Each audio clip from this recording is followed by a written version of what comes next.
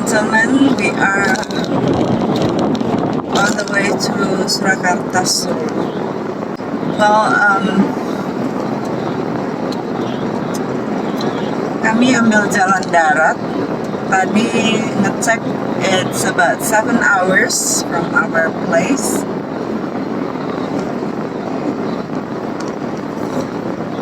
Sama mampir di rest area paling 2 kali gitu ya, 30 menit. Ada yang nanya gimana sih caranya ngerti berjalan dalam kehendak Tuhan setiap hari. Nah, ya contohnya begini, kalau kita tahu bahwa ada sesuatu nih, Tuhan lagi mau ngomong sama kita ya. Nah, lalu ini kan sesuatu yang nggak kelihatan ya, kita nggak ngerti ini apa ya. Tapi kok kepala saya berat gitu. Kalau ini oke, mudah gitu. Masih bisa reschedule, lalu tiket nggak pakai tiket sehingga nggak hangus gitu ya. Kalau ada tiket ya mau nggak mau berangkat gitu ya kira-kira ya. Nah, misalnya kita mau tahu kehendak Tuhan nih, kalau saat berangkat tapi terjadi kayak ternyata ketinggalan pesawat gitu ya. Nah, untuk tahu kehendak Tuhan nggak usah marah-marah. Kalau ya kita datang kan ngomong gitu sama clerknya atau sama ininya, gimana bisa ini nggak bisa ganti jam nggak, atau bisa nambah nggak, diusahakanlah semuanya. Tetapi kalau memang semuanya itu shut off, nggak sama sekali nggak bisa terbang, nah disitulah kita mengerti bahwa itu Tuhan sedang bekerja gitu.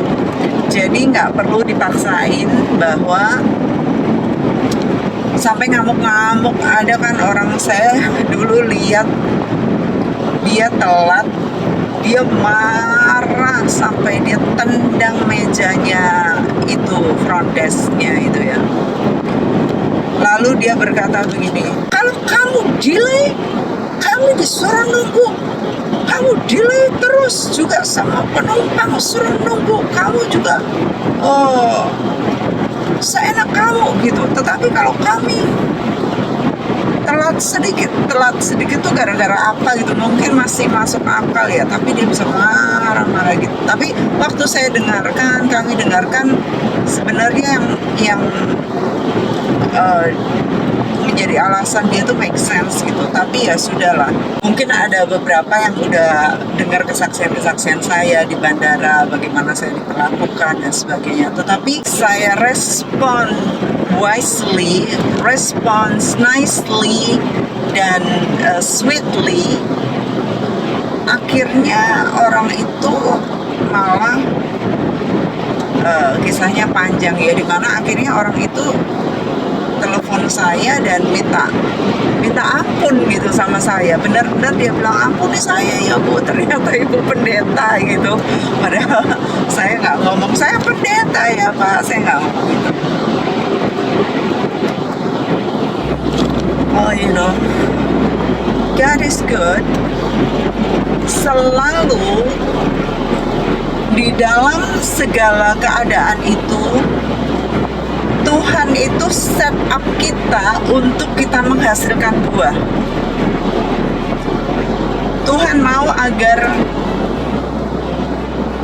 orang dunia tuh melihat perbedaan antara kita sebagai anak-anak Tuhan dengan unbelievers. Disitulah dituntut bagaimana terang kita bercahaya. Sebagaimana yang saya sampaikan juga soal bagaimana kita jangan sampai meleset ya di dalam destiny yang Tuhan sudah tetapkan bagi kita. Jangan sampai kita taking so many U-turn. Kalau kita salah, kalau kita misalnya saya harusnya exit 7 nih, tapi ya kebablasan gitu ya. Kebablasan kan harus muter tuh U-turnnya lama, membutuhkan waktu yang lama. Kalau bablasnya itu jauh sampai exit 10 atau exit 20, then U-turnnya juga kan jauh banget, dan itu dalam kehidupan kita buang waktu lama sekali, panjang sekali, yang mana kita wasting a lot of times. Disitulah kita mungkin nggak bisa ngejar, mungkin kita babak belur karena kita ngebut. Nanti kita berhadapan dengan kendaraan-kendaraan yang lain, ya, halangan-halangan yang lain, and that's not easy for all of us kalau kita sudah kelebihan exit. Nah, Tuhan mau agar kita on track. Saya pernah dengar seseorang dikasih lihat malaikat, kemudian dia berbicara, dan malaikat ini ternyata dia ada malaikat-malaikat yang kerjanya itu di pos-pos tertentu, ya. Nah, dia dikasih di area buku-buku gitu. Dia disuruh baca buku-buku, dan di buku-buku itu diperlihatkan bahwa buku-buku itu berisi buku destiny tiap kita. Destiny anak-anak Tuhan secara khusus, ya. Sudah ditetapkan sebagaimana firman Tuhan mengatakan, Tuhan menetapkan langkah-langkah orang yang hidupnya berkenan. Jadi kalau nggak berkenan, ya reset gitu. Kita harus jalan dalam perkenanan Tuhan. Kan saya berkata di episode sebelumnya bahwa kisah mengenai My Crazy Stories itu, bahwa ada kehendak Tuhan yang baik, kemudian kita berjalan lagi, naik lagi ke level yang berkenan, ya. Kalau masih Kristen anak-anak, kita taunya oke, baik, ini baik nggak ya, baik nggak ya. Kalau udah naik lagi, kita nanya Tuhan, berkenan nggak ya sama Tuhan. Nah, Tuhan menetapkan langkah-langkah orang yang hidupnya berkenan. Berkenan, mencari perkenanan Tuhan aja itu luar biasa sekali. Dibutuhkan kepekaan, kedewasaan, pengertian akan firman Tuhan, pengertian akan pikiran dan hatinya Tuhan, sampai naik lagi sempurna. Ya, sempurna itu udah level tinggi sekali, ya. Meninggalkan segalanya untuk Tuhan, itu sempurna. Lalu tidak berdosa dengan mulut, juga mengekang lidah, itu kalau mau jadi sempurna juga seperti itu. Oh boy, oh my goodness. Ada kelas nih sebentar lagi, saya mesti kelas di jalan.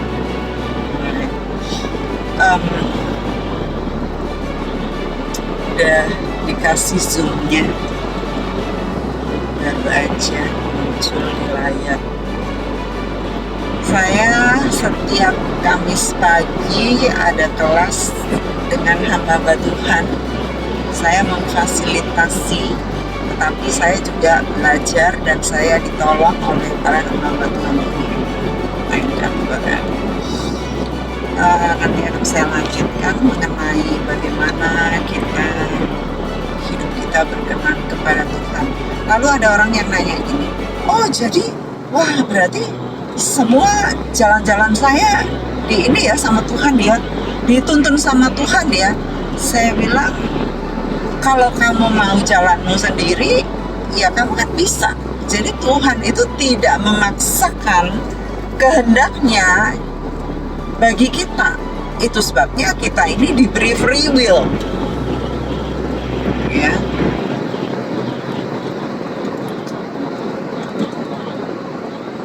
Disinilah kita harus nanya Tuhan senantiasa. Disitulah kita harus berjalan di dalam Roh, dipimpin oleh Roh Kudus. Walking in the Spirit, led by the Holy Spirit. Itu pelajaran di kelas-kelas kami. Jadi make sure bahwa saudara berjalan dalam kehendaknya Tuhan yang baik dan sempurna nantinya ya. Berjalan di dalam kehendaknya aja dulu. Nanti lama-lama saudara akan tahu bagaimana sampai kepada kesempurnaan dari kehendaknya. Dan itu adalah pilihan. Again, it's a choice. It's your choice to walk in God's path, to walk in God's will. Ya, jangan sampai kita hidup dalam permissive will. Saya akan teruskan nanti setelah saya kelas Zoom. Alright. Hello again, nyambung yang tadi dari kalimat terakhir yang kita tinggalkan, yaitu bagaimana kita berjalan dalam kehendak Tuhan supaya kita jangan sampai miss the turn ya. Jangan sampai kita belok dari destiny kita atau kebablasan kita jalan ke area yang bukan Tuhan kehendaki. Saya rasa banyak sekali anak-anak Tuhan yang miss the turn. Mereka miss the mark, lalu salah langkah, tapi selalu ada kesempatan untuk recycle. God is the God of the second chance. Jadi dia memberikan kesempatan bagi anak-anaknya yang salah melangkah, dan dia akan memberikan kepada kita kesempatan-kesempatan lain. Tapi jangan sampai kita kebanyakan salah, karena seperti contoh Simpson, dia diberi kesempatan banyak banget sama Tuhan, tetapi dia terus main-main dengan perempuan asing dan dia berzina dan dia melacur, bahkan itu mengerikan ya, sebagai nazir Allah, yaitu hakim yang Tuhan pilih sejak dari kandungan ibunya. Sampai akhirnya dia harus matanya dicungkil, dan kita tahu bagaimana endingnya. Walaupun Tuhan memberikan kesempatan, tetapi kalau dia tidak main-main, saya yakin Tuhan akan bekerja jauh lebih daripada jikalau dia main-main dan miss the turn. Nah, demikian juga dengan kita, karena Tuhan tahu bahwa kita tidak selalu 24 jam in the spirit. Kita kadang bisa nggak ngeh dengan pimpinan Roh Kudus. Itu sebabnya Tuhan memberikan chances, kesempatan-kesempatan, dan He can recycle too, ya. Rencana Tuhan dalam kehidupan kita bisa di-recycle. Walaupun itu bukan master plan, tetapi jikalau kita mau pakai ayat Roma 8 ayat 28 bahwa Allah turut bekerja dalam segala perkara untuk mendatangkan kebaikan. Seperti Ruben, dia anak pertama dari Yakub, hasil pertama dari kegagahan ayahnya ya, buah kegagahan awal ayahnya. Tetapi karena dia meniduri istri ayahnya, jadi secara fisik dia ini anak sulung, tetapi ini hujan deras banget saudara. Tetapi di Alkitab ditulis bahwa Yusuflah yang diangkat menjadi anak sulung. sehingga hak kesulungan itu diberikan kepada Yusuf. Lalu suku Dan, Dan ini juga dia terhilang dari silsilah dan digantikan dengan suku lain, karena dialah yang awal-awal mengajak bangsa Israel itu untuk keluar dari perjanjian dengan Allahnya, yaitu menyembah dewa-dewa Baal, negara-negara yang mereka jajah, ya. Orang-orang yang masih hidup tidak dibunuh dan akhirnya dipengaruhi oleh mereka-mereka ini. Destiny yang seharusnya ditetapkan bagi kita ditulis di dalam buku destiny bagi kita masing-masing. Akhirnya banyak yang tidak nyampe gitu karena kita miss the turn.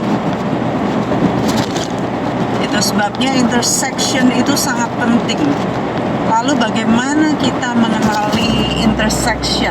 Itu pertanyaannya. Bagaimana kita tidak miss the mark supaya kita nggak keluar dari kehendak Tuhan.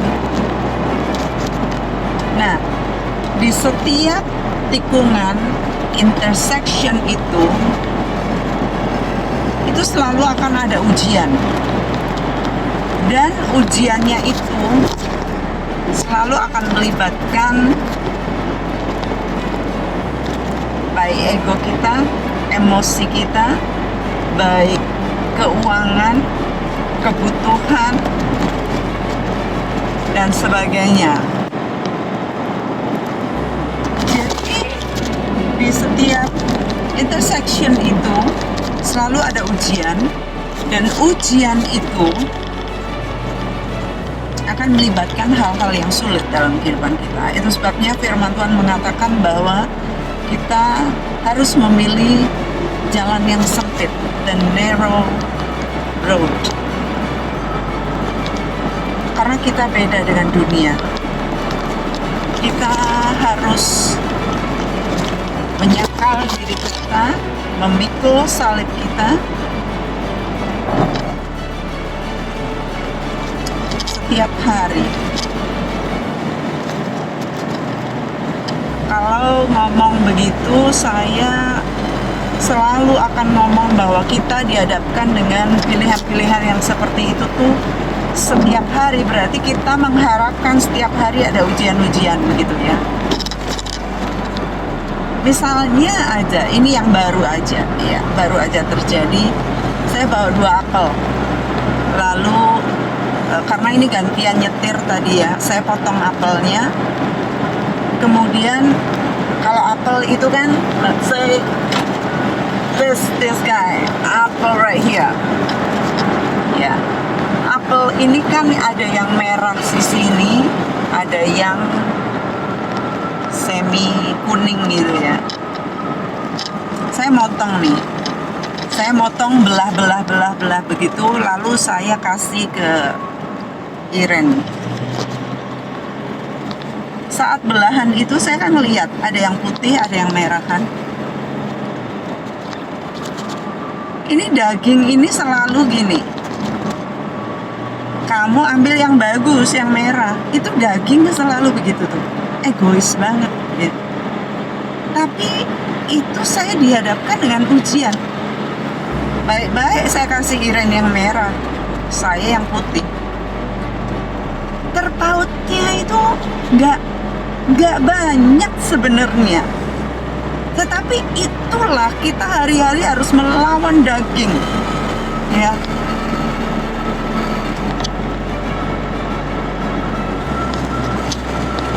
Jadi soal apel yang sama-sama dari satu sumber aja kelihatan sedikit warna kuningnya ya, ini kuning kayak gini, lalu Yang lain itu ada yang merah, tapi tadi itu kelihatan banget ya, ini merah kan, kelihatan merah. Yang sebelah sini ini kuning ya, ada kuning. Nah, akhirnya ya saya ambil yang kuning. Dan rasanya juga nggak beda sama yang merah. Ya, cuman daging itu selalu begitu. Nah, saya sudah belajar sejak masih saya belum kemana-mana. Saya belajar dari mama rohani saya, yaitu Dr. Yeni Witarsa. Waktu beliau dengan timnya datang ke Solo,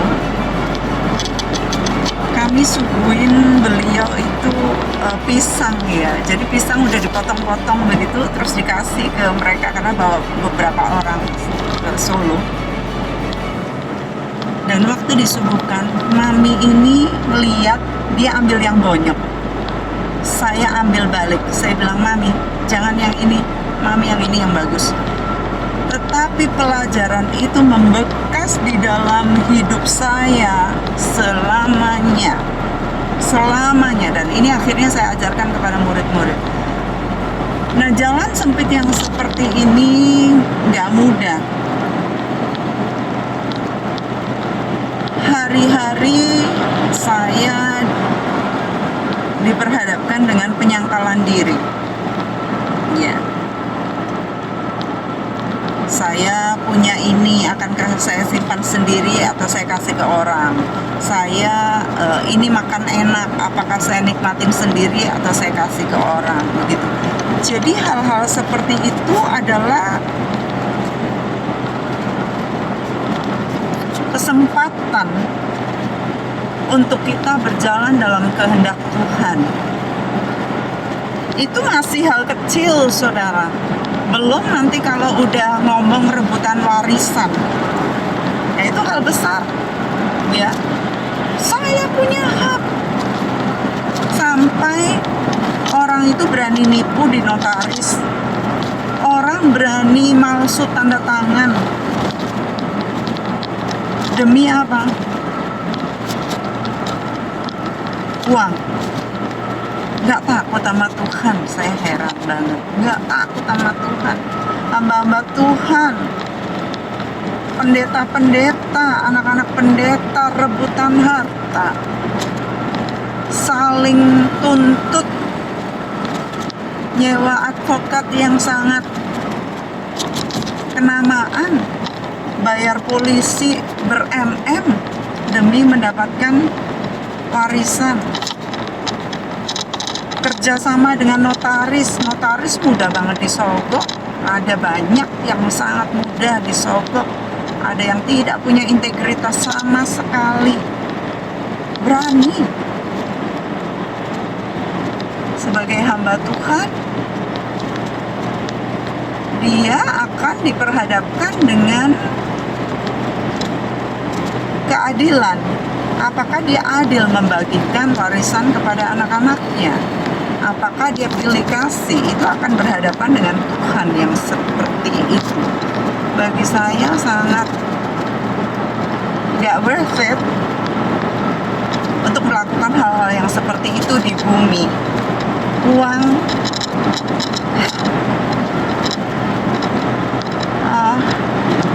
seharusnya malu sekali kalau ngomong tentang hal-hal seperti itu ya. Tapi faktanya banyak sekali hamba-hamba Tuhan, anak-anak Tuhan berani sampai bunuh-bunuhan, nipu-nipu, dan berani berlaku tidak adil kepada anak-anak mereka dan di hadapan Tuhan. Pilih kasih yang nampaknya nggak seberapa, yang seperti ini bisa bawa orang-orang ke neraka, dan itu mengerikan sekali. Kalau di neraka nyeselnya ya ampun nggak ada ampunnya, hanya karena sayang kepada anak-anak yang ini dan nggak suka kepada anak itu dan melakukan hal yang seperti itu sebelum mati. Nah, banyak sekali contoh-contoh tikungan-tikungan yang seperti ini yang kita harus nyangkal diri. saya ngomong gini, Tuhan perhadapkan saya dengan banyak sekali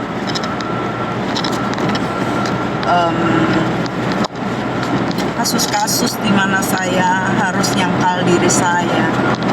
Pada awalnya memang sangat sakit, ya. Sangat sakit. Sakitnya itu saya nggak ngomong cuman sakit di hati, tetapi sampai saya sakit badan, ya.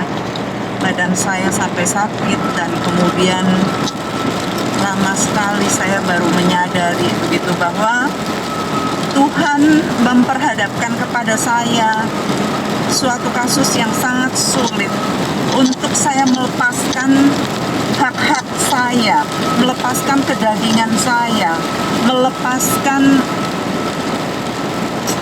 keduniawian saya.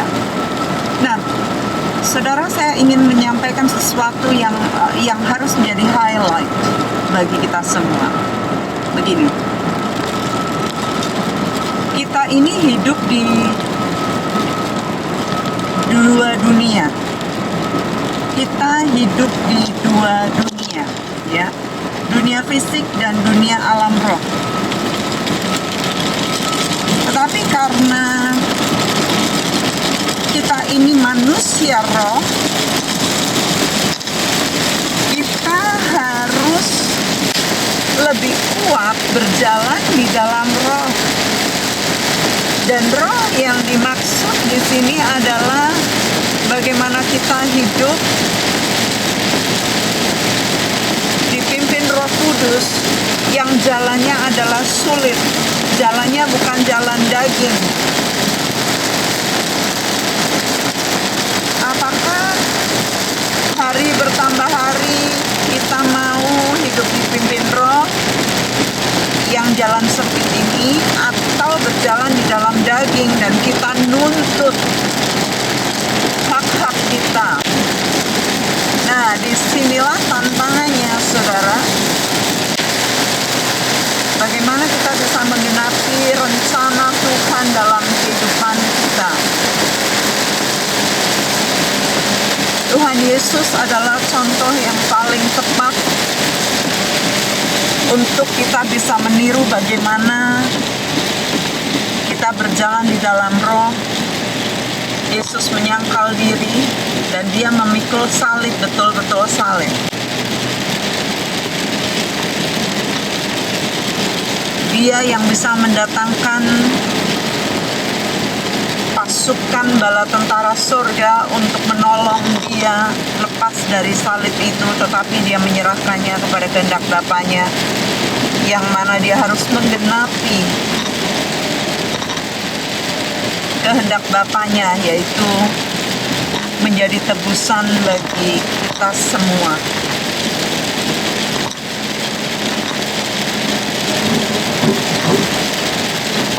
Firman Tuhan mengatakan bahwa perjuangan kita ini belum sampai mencurahkan darah, meneteskan darah pun belum, ya. Jadi kalau soal hati, soal perasaan itu masih belum sampai kita dibunuh, ya. Jadi apalagi kalau soal apel, misalnya ayam ada di situ yang bagus, satu yang lainnya jelek, putus-putus, ya. Kalau itu adalah saudara makan sehidangan dengan keluarga saudara, orang yang saudara cintai, saudara akan milih, diperhadapkan. Dan itu hari-hari, believe me. Kalau saudara beli di supermarket sih nggak harus milih yang busuk, ya, nggak dong. Saudara tetap milih yang bagus kalau supermarket. Tetapi ini berhubungan dengan orang yang kita kasihi, ya, di hadapan kita, orang yang kita layani. Apakah kita melayani, mengasihi mereka, atau kita mau dilayani dan kita maunya mendapatkan yang terbaik, ya. itu hampir hari-hari, saudara. Misalnya saya bikin minum ya, saya bikin jus begitu ya. Saya melihat waktu saya tuang berapa, saya lihat ini kok lebih banyak sarinya, kok saya dapat airnya gitu ya. Kok yang ini ada airnya, ini sarinya. Itu saya kasih yang bagus buat rekan-rekan saya yang kurang baik. Walaupun tidak selamanya saya bisa begitu jikalau saya ada di antara mereka, tetapi kalau saya sendirian, pilihannya saya yang melakukan, saya akan melakukan itu. Lebih banyak saya akan melakukan itu. Tetapi kalau ada di antara mereka, banyak kali saya tidak bisa milih begitu karena mereka menghormati saya, ingin memberikan kepada saya yang terbaik. Jadi saya nggak harus tarik-tarikan ya, saya yang jelek aja, bukan begitu ya. Kemudian saat bepergian dan makan bersama dengan orang-orang dan murid-murid dan keluarga dan sebagainya, saya berusaha untuk lari untuk saya yang bayar gitu. Sampai kadang-kadang memalukan, tetapi saya tidak mau sampai keadaannya memalukan ya. Tetapi saya bisa secara elegan, saya bisa melakukannya. Saya ke WC dulu atau kemana begitu ya untuk melakukan itu. Banyak hal yang kita bisa hari demi hari mengekang daging kita, dan kita lebih menguatkan roh kita, yang mana saya sampaikan tadi, kita hidup di dua dunia fisik atau dunia alam roh. Yang mana? Jadi jangan sampai kita berkata seperti Yakub, hari-hari yang aku lalui buruk adanya, ya. Itu penyesalan yang nggak bisa ditebus lagi. Dia sudah tua, dia tidak bisa mengembalikan waktu, tidak bisa menebus waktu. Nah, ada kemarin waktu saya Zoom dengan gereja lain, ada yang bertanya, "Bu, gimana dong dengan saya yang udah tua-tua seperti ini?" katanya. Saya bilang masih ada kesempatan kalau mau ngejar lari. Lalu dia bertanya, kenapa Tuhan nggak paksakan aja dia punya kehendak? Kenapa kita nggak diatur aja? Nih di sini gitu. Kenapa kita harus milih? Saya berkata, Tuhan memberikan kita free will. Kalau Tuhan maksain kehendak, nanti dia akan dituduh bahwa dia nyiptain robot-robot, tapi karena kita punya kehendak, jadi dia memberikan kehendak bebas. Tapi kan kalau kita salah, nanti kita bisa masuk neraka. Ya, itu sebabnya dia memberikan tuntunan-tuntunan itu. Kalau kita salah, kalau kita salah bisa masuk neraka. Kesalahan itu sebenarnya tidak akan dibiarkan Tuhan. Tuhan akan memberikan kepada kita warning, baik lewat mimpi, baik lewat firman, baik lewat teguran dari orang. Dan biasanya kalau nggak mau, akhirnya kalau ditegur firman dan pendeta nggak mau, Tuhan itu seringkali ngirim evangelis yang saya sering sebut kayak evangelis keledai ya, kepada Bileam, atau kepada nabi muda itu evangelis singa, akhirnya diterkam singa ya, dan sebagainya. Itu sangat menyakitkan sekali kalau sampai harus berhadapan dengan yang seperti itu. Sebabnya Tuhan berkata, jika kamu mendengar suaranya hari ini, jangan keraskan hatimu. Kita harus cepat-cepat ya. Iya, kalau 2, 3, 4, 5 kali Tuhan kasih kesempatan. Kalau nggak dikasih kesempatan seperti Ananias dan Safira, bohong langsung drop dead, gimana? Ya, Saya yakin itu pun Tuhan kasih kesempatan di dalam hati mereka saat mereka berbincang dan mereka tukar pikiran. Doa saya bagi saudara agar kita sama-sama berlari, tidak hanya berjalan tetapi berlari kepada tujuan yang Tuhan sudah tetapkan bagi kita, dan sambil memikul salib kita, menyangkal diri kita setiap hari.